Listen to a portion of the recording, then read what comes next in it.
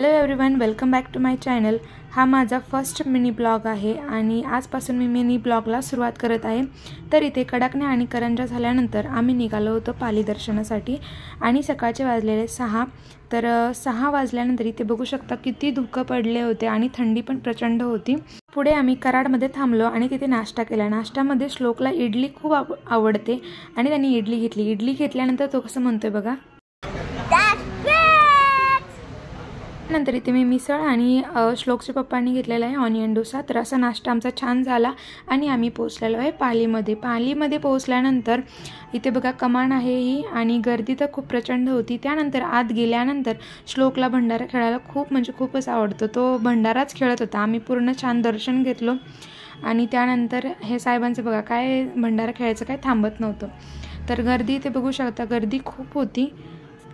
आतमध्ये गेल्यानंतर आम्ही छान दर्शन घेतलं। आई साहेबांची ओटी भरली आणि ओटी भरताना मी काय व्हिडिओ घेतले नाही कारण आम्ही दोघंही तिथेच होतो।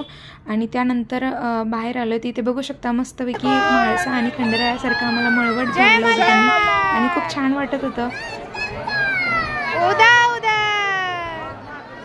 त्यानंतर मी पण थोडासा भंडारा उधळले, येळकोट जय मल्हार असं म्हणत। आणि त्यानंतर आमचा डान्स तर कुठे पण चालू असतो, जरा कुठे गाणं वाजायचं उशीर की श्लोक लगेच डान्स करायला लागतोच। हे बघा सुरू तर झालेलंच आहे इथे। श्लोकला भंडारा खेळायला खूप आवडतं म्हणून आज आम्ही त्याला पूर्ण फ्री सोडलं होतं, तुला काय करायचं ते खेळ आणि किती खेळायचं तेवढं खेळ। तर तो पिशवीमध्ये भरून घेत होता का तर त्याला घरी घेऊन परत आणि खेळायचा होता।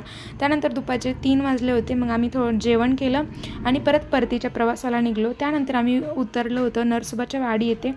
त्यानंतर नरसोबाच्या वाडीमध्ये आम्ही रात्रीचं जेवण केलं आणि इथे थोडं साहेबांना आमचं खेळायचं होतं, मग खेळ असं संपला आमचा दिवस। Thank you for watching.